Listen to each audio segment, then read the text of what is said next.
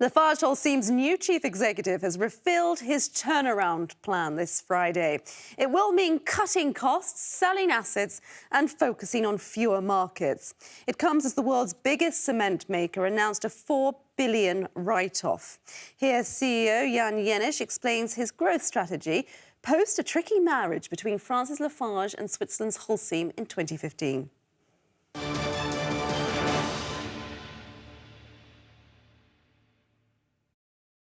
Oh, I had a great start. LafargeHolcim was a customer of mine for many, many years, and so we already knew each other, and I had a great start, great onboarding.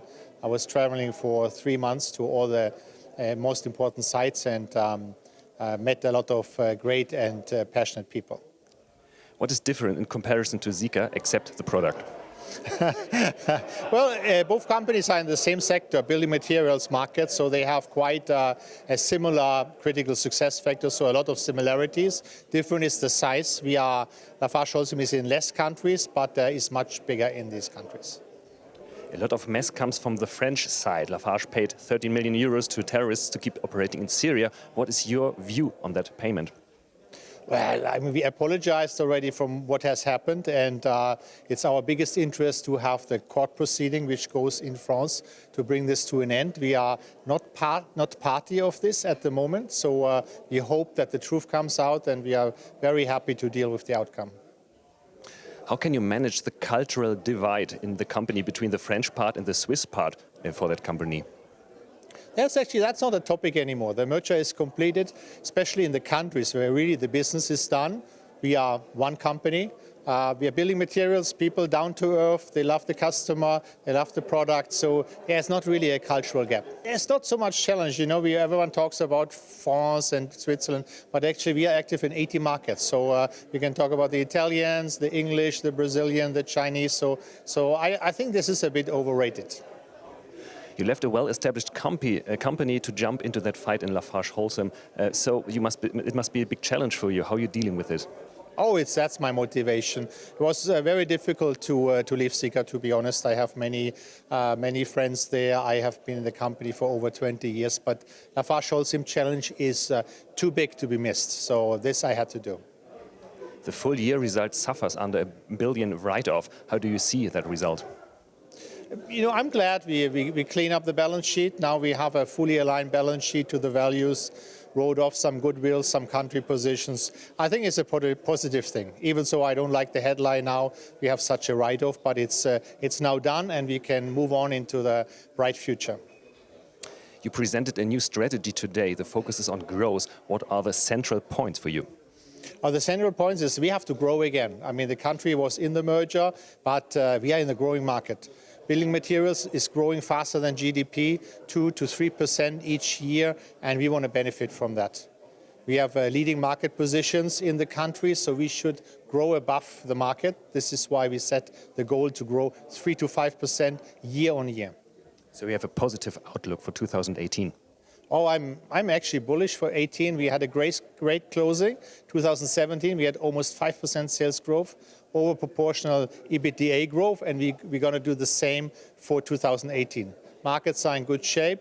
Our companies are focused, and we will achieve a growth of 3 to 5% and over proportional in profit. Beyond the figures, I would like to focus now on the trade war that US President Trump is launching with the tariffs on steel. LafargeHolcim has big operations in the US. What is your view on that decision?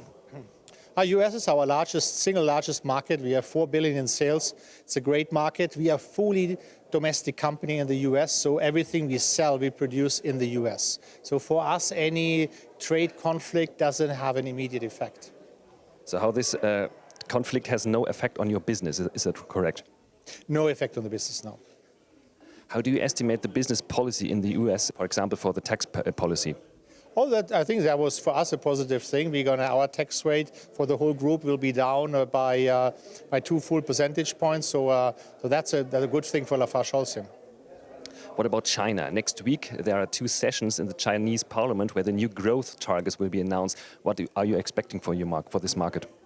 We have a great joint venture in China, Huaxin. We make almost $3 billion in sales, growing very successfully. And I fully trust the government will make a very smart growth plan, also with their new plans to make the new Silk Road and everything going. So we will benefit from this. And how is your strategy in comparison to that in India? Oh, India is the second largest cement market already. Will grow for the next 20 years. We are almost sold out for 2018 with our factories. So we just announced to build a new factory for $200 million next year in India. The Chinese and the Indian market are well the same level important for you? For us, it's about the same level, yes. In early 2015, the share price was about 75 Swiss francs and now is down to 55 francs, back from 35. What can you tell to shareholders who have lost a lot of money since the merger? Oh, well, I don't want to dig too much into the past. I think maybe it's a great opportunity to become a shareholder of LafargeHolcim, as I did last year.